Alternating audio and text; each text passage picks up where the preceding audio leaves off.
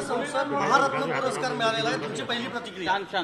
मी अतिशय प्रांजळपणे बारामती लोकसभा, राष्ट्रवादी काँग्रेस पक्ष आणि महाराष्ट्राच्या तमाम जनतेचे मनपूर्वक आभार मानते की मला संसदेत जायची संधी त्यांनी दिली आणि आज 10 वर्ष सातत्याने माझा पार्लमेंटरी परफॉर्मन्स बघून मला हे जे संधी इथे मिळाली आणि आज जो पुरस्कार मिळाला तो मी समस्त बारामती लोकसभा मतदारसंघाच्या लोकांना अर्पण करते आणि त्यांच्यासमोर नतमस्तक होऊन त्यांचे मनापासून आभार मानते. अजितदादांचं एक वक्तव्य आहे की बारामती मतदारसंघामध्ये माझ्या विचारांचा जर खासदार निवडून नाही आला तर मी विधानसभा लढवणार नाही. मी काय ते ऐकलेलं नाही त्याच्यामुळे मला माहिती नाही, पण एक गोष्ट मी नक्कीच सांगेन की जी काही विधानं गेल्या काही दिवसात येत आहेत ही धक्कादायक. अमृत नोनी आर्थो प्लस ये एक प्रूवन फॉर्मूला है. इसमें मौजूद नोनी फल के गुण और आयुर्वेदिक जड़ी बूटियां शरीर को जरूरी पोषक तत्व देने के साथ साथ हड्डियों और जोड़ों के घिसने, उनमें होने वाले सूजन और दर्द को रोकने में मदद करता है. दर्द मुक्त जीवन के लिए अमृत नोनी आर्थो प्लस. याचं कारण हा देश भारतरत्न डॉक्टर बाबासाहेब आंबेडकरांनी दिलेल्या संविधानाने चालतो आणि लोकशाही, लोकतंत्र आणि संविधान हे या देशातलं सगळ्यात मोठी ही जागा आहे आणि हे आमच्यासाठी लोकशाहीचं सगळ्यात मोठं मंदिर आहे. आपल्याला आठवत असेल की माननीय प्रधानमंत्रीही जेव्हा पहिल्यांदा निवडून आले तेव्हा ते त्या पायऱ्यांवर नतमस्तक झाले. संविधान, लोकशाही आणि लोकशाहीच्या मंदिराचा त्यांनी आशीर्वाद घेतला आणि ते कामाला लागले. त्याच्यामुळे आम्ही सगळेच जरी वेगळ्या विचाराच्या कामात आम्ही असतो, वेगळ्या विचाराच्या पक्षात आम्ही काम करत असलो तरी आमच्या सगळ्यांसाठी लोकशाहीचं सगळ्यात मोठं मंदिर हे कुठलं असेल ते आमच्या सगळ्यांसाठी हे आमचं संसद भवन आहे. त्याच्यामुळे ह्या संसद भवनात आम्ही जेव्हा जातो तेव्हा या देशाची सेवा करण्यासाठी आम्ही एकत्र येतो, त्याच्या चर्चा होते आणि आज तुम्ही बघितलं असेल तर जी काही नवीन धोरणं या देशासाठी होतात ती ह्याच लोकशाहीच्या मंदिरातून होतात. त्याच्यामुळे दुर्दैव आहे की ह्या ज्या पद्धतीने या लोकशाहीवर टीका टिप्पणी झाली, कारण का ही लोकशाही आहे आणि दडपशाही नाही. आणि जो कोणी खासदार आजपर्यंत निवडून आलेले आहेत, मग अटलजी असतील, पंडित जवाहरलाल नेहरू असतील, इंदिराजी असतील, सुषमा स्वराजजी असतील, गोपीनाथ मुंडेजी असतील, जॉर्ज फर्नांडिसजी असतील, CD देशमुख असतील, किती तुम्हाला मी उदाहरणं देऊ. म्हणजे आम्ही खरं तर लहानाचे मोठे हीच नावं पार्लमेंटमध्ये त्यांचा परफॉर्मन्स आम्ही बघून सगळे आलो. मधु दंडवतेंची पुस्तकं, आजही भाषणं, ज्यांच्यासमोर आज आपण उभे आहोत असे आपल्या सगळ्यांचे मार्गदर्शक यशवंतराव चव्हाण साहेबांची पार्लमेंटमधली भाषणं वाचून ती धोरणं समजून आम्ही पार्लमेंटमध्ये काम करतो आणि त्या पार्लमेंटचा ज्या पद्धतीने काल उल्लेख झाला हे अतिशय दुर्दैवी आहे आणि खेदजनक आहे आणि मला विचाराल तर संविधानाचा आणि लोकशाहीचा अपमान आहे. याचंच उत्तर दिलं ना आता, याचंच सविस्तर उत्तर मी दिलेलं आहे. पवार साहेब बारामतीत आहेत आणि अजित पवार ज्या पद्धतीने भाषण करतायत त्यांनी असं म्हटलंय की हा सहानुभूती मिळवण्याचा प्रयत्न आहे, मात्र पक्ष गेला तरी असं काही होत नाही, 5 चिन्हावरती मी लढलो आहे. हे खरं आहे. आदरणीय पवार साहेब हे लढवईने नेते येतो. त्यांचं उभं आयुष्य संघर्ष आणि लढण्यात गेलं. त्यांचे वडील, काका, मामा कोणीही राजकारणात नव्हतं. त्यांचं आयुष्य त्यांनी शून्यातून उभं केलं आणि त्यांनी कधी असं म्हणलं नाही की हे माझं आहे. भैया 1 मिनिट चलेगा, आप बाईट तो ले लीजिए, नाही तर आप बोलिए, क्या करना है. तर आपण सगळ्यांनी, माझी एवढीच आपल्याला विनंती राहील, आपण नंतर करूया. सॉरी मराठी सगळ्या नाही ना, मग मराठीचं एक करूया ना, मराठीचं एक करून घेऊ, नंतर त्यांचं करू. कारण का दोन्ही गोष्ट मी नाही करू शकत.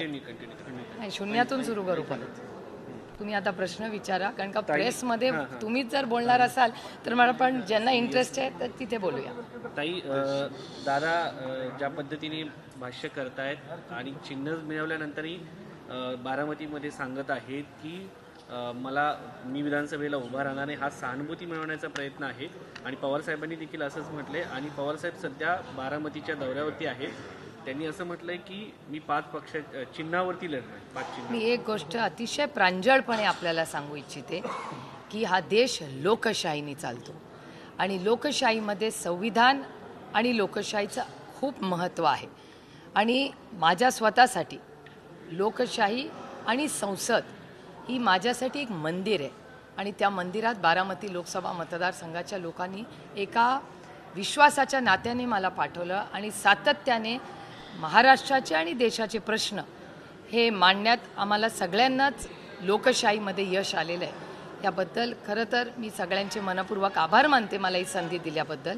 आणि आम्ही सगळे लोकशाही पद्धतीने म्हणजे आपल्याला आठवत असेल की माननीय प्रधानमंत्रीजीही पहिल्यांदा जेव्हा निवडून आले तेव्हा ह्याच संसदेमध्ये ते नतमस्तक होऊन आशीर्वाद घेऊन या मंदिरात ते पुढे कामाला लागले.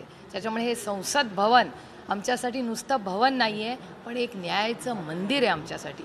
आणि त्याच्यामुळे त्याच्याबद्दल काही बोलणं हे खूप दुर्दैवी आहे. आणि मला विचाराल तर मला ते थोडंसं बाळबोध वाटलं कारण का हा देश संविधानाने आणि लोकशाहीने चालतो. अहो पार्लमेंटमध्ये आम्हाला किती अभिमान आहे. कैलासवासी यशवंतराव चव्हाणांची भाषणं आम्ही वाचून मोठे झालो. श्री जॉर्ज फर्नांडिस असतील, सुषमा स्वराज असतील, या देशाचे पहिले प्रधानमंत्री, आपल्या सगळ्यांचे मोठे नेते पंडित जवाहरलाल नेहरू असतील, B.R. आंबेडकर असतील, अप्रतिम भाषणं त्यांनी केलेली आहेत. मधु दंडवतेजी असतील, फार आत्ताच्या नवीन पिढीमध्ये आपण गोपीनाथ मुंडे साहेब असतील, अरुण जेटलीजी असतील, किती नावं तुमच्यासमोर घेऊ. महाराष्ट्राने खूप मोठे नेते पार्लमेंटला दिलेत आणि त्यांनी फक्त पार्लमेंटमध्ये ते आले नाहीत.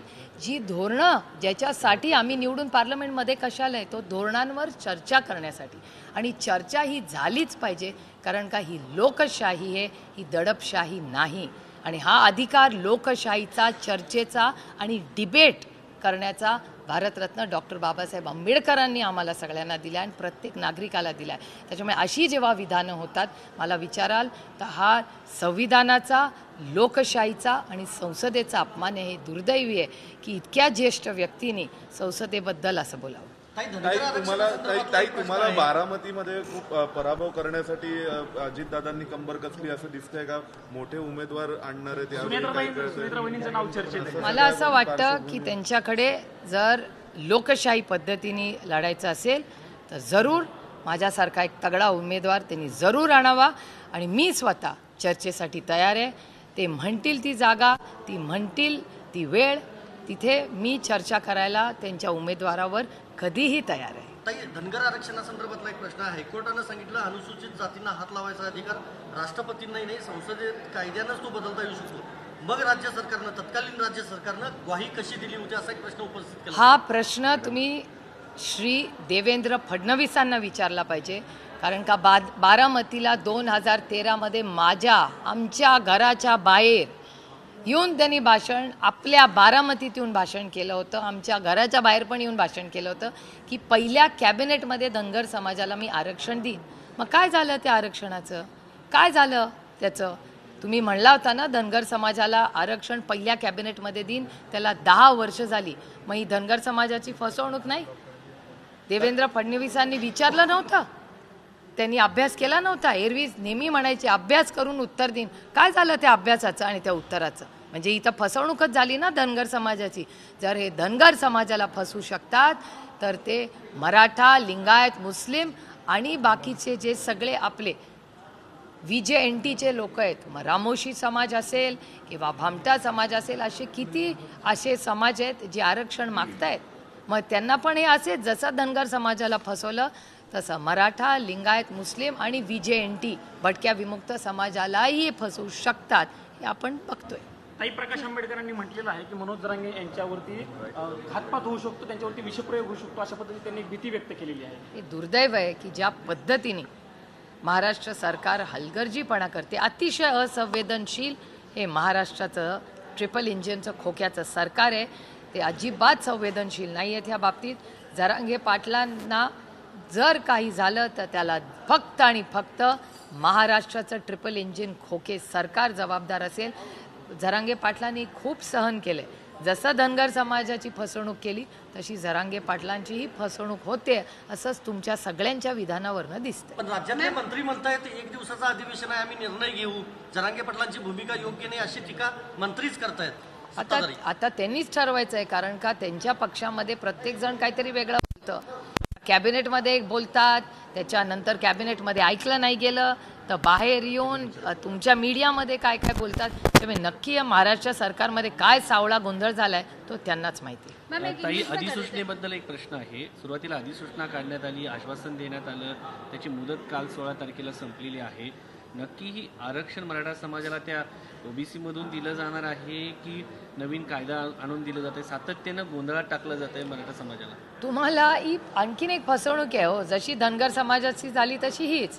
त्याच्यामुळे मला असं वाटतं हे प्रश्न मला विचारायच्या ऐवजी जे सरकारमध्ये आहेत त्यांना तुम्ही हे प्रश्न विचारले पाहिजे.